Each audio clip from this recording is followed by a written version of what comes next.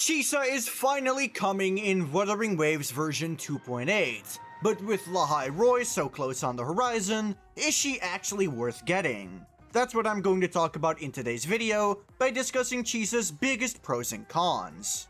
Based on the livestream footage, I can deduce that Chisa is going to be support for negative status. This is evidenced by the fact that not only is she rerunning with a negative status character, being Phoebe, but she was also shown in a Zani and Phoebe team when other Havoc characters were right there to show her with. So I'm gonna go out on a limb and say that she's a negative status character.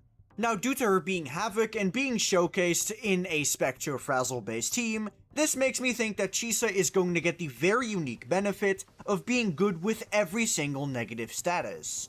This is something that not a single other character can do yet. Shakona is primarily for Aero Erosion, but does have some Spectro, and Aero Rover does have the ability to convert other negative status into Aero Erosion, but that's not the same thing. Kuro announced that they're going to be reworking all of the negative statuses that aren't yet currently available, those being Electro Flare, Havoc Bane, Fusion Burst, and Glacio Shave. So there's a very high chance that they're reworking those negative statuses in order to have positive benefits with Chisa. This will give Chisa the unique ability to synergize with every single negative status, which means that even the ones that aren't in the game yet are most likely going to be able to make use of her.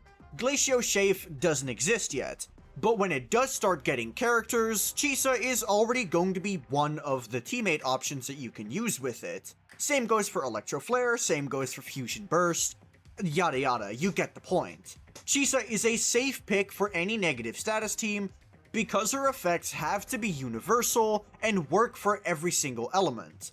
Otherwise, she would not function within the Phoebe and Zani team that they showed off during the livestream. Another positive that Chisa has, based on what I was able to observe from the livestream, is that she is going to have good grouping. Grouping is something that a lot of characters have within the game, but most people tend to not really pay attention to it. Fun fact, did you know Galbrenna is able to group enemies with her third heavy attack? Or did you know that Lupa is able to group enemies? I'm gonna assume that you didn't know that.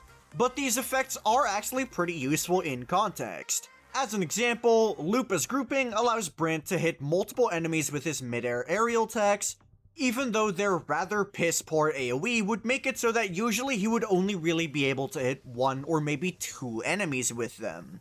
Or for example, Galbrenna's grouping on her third heavy attack is very useful because almost all of her heavy attacks have low AoE. So the third one, being able to group enemies, allows any subsequent heavy attacks to really start hitting multiple enemies. So grouping is always there with a purpose. And I'm sure Chisa is no different. We saw that most of her grouping is going to come from her Forte skill, which will then transition her into her Chainsaw mode. I'm assuming that the Chainsaw mode is going to be the vast majority of Chisa's damage output. So her being able to group enemies right before she really starts doing damage means that you're not going to miss any of your damage output. Especially since, based on what I was able to observe, her chainsaw attacks very much immobilize enemies and make it basically impossible for them to escape. This is also really important because when you swap into your next character, it means that they will also be able to benefit from the enemies already having been grouped by Chisa. And because they didn't have any time to run away, you're most likely still going to be able to get all of your sub-DPS's damage while the enemies are still grouped. And by the time you swap into your DPS, there's a pretty good chance that the enemies are still grouped. Within a Zani team, you'll be able to benefit from Phoebe's stagnation, and within a Cardia team, your Shakona is going to be so fast that you're going to be back to Cardia rather quickly. So within Whimpering Wastes, where enemies are constantly trying to run away from each other, and by enemies I mean Chop Chops, Chisa keeping them all grouped up and keeping them stagnated is going to help a lot by letting your DPS actually get all of their damage out on every single target. But that's kind of where the positives end with this character, because I'm sorry to all the Chisa fans out there, but I'm gonna have to start getting into the negatives. The biggest thing being that the competition for the two currently existing negative statuses is literally free. She's competing with Spectro Rover and Aero Rover. And while this does allow you the flexibility to be able to run Spectro Rover with your Zani and then Chisa with your Cardia, unfortunately, you can already do that. It's called Shorekeeper with your Zani team. That's also a very viable option. But in all seriousness, this is a conversation that you need to have with every single sub DPS or healer character, being how good are they compared to the alternatives. And with Chisa, I don't really see her being that good compared to the very accessible Rovers. At least with Mortefi and Yuno, you can give the argument that your Mortefi isn't S6 yet. But with Rover? They're literally entirely free. With Aero Rover, you even get their weapon for free. So, from an economic standpoint, what really is the point of getting Chisa other than liking the character? Because that's entirely valid. If you just like Chisa, then feel free to grab her. She's not by any means weak, but if you don't particularly care for Chisa and are just trying to wonder if she's worth picking up or not, there's a very high chance that you're just not gonna end up grabbing her. Because why bother with Chisa when you have the Rovers? And that's just from a broad perspective. When I start getting into the details of their kit, there's a very high chance that Chisa could just not even be a worthwhile upgrade in the first place. First, we have to compare her to Spectro Rover within a Zani team. And I'm gonna be honest, if you're good at quick swapping, you can already throw Chisa in the water. Spectro Rovers, Phoebe, and Zani are an incredible combination for quick swapping, because during Zani's Nightfall, you're able to apply more Spectrofrazzle, which will thus give you more Blaze, which will then allow you to extend Zani's ultimate. So if you're good at quick swapping, you can already say no to Chisa within your Zani team. But even if you're not good at quick swapping, there's a pretty good chance that Chisa might still not be worth it. If there's even a single mechanic in her kit that requires Zani to apply a negative status, then we're gonna start running into problems. Because Zani doesn't actually apply any negative status at all. She does apply 1 stack of Heliacal Ember, but that is a debuff and not a negative status.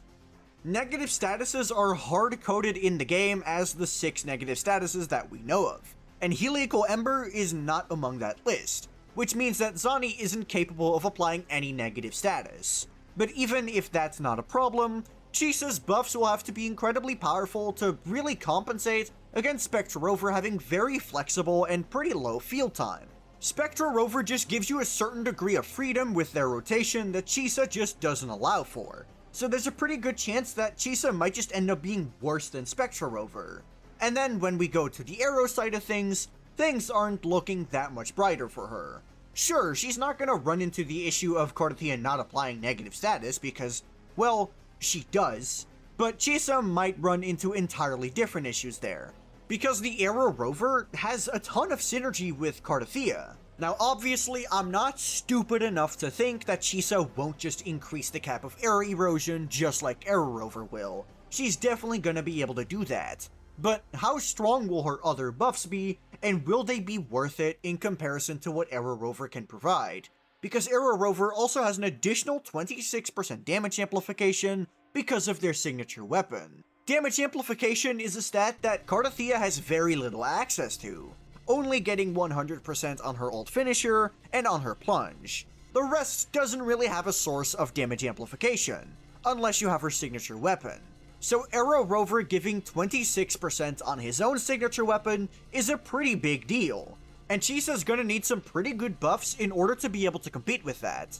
There's also a pretty good chance that Chisa might just simply have a longer rotation than the Aero Rover.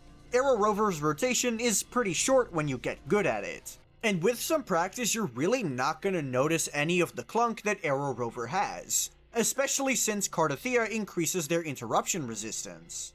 So while I do believe that Chisa is going to end up being stronger in the Cardia team than in the Zani team, there's still a pretty good chance that she is numerically not going to be worth it compared to Aero Rover. But that's just my opinion. Let me know what you think of Chisa down in the comments below. And while you're down there, be sure to like the video and subscribe to the channel.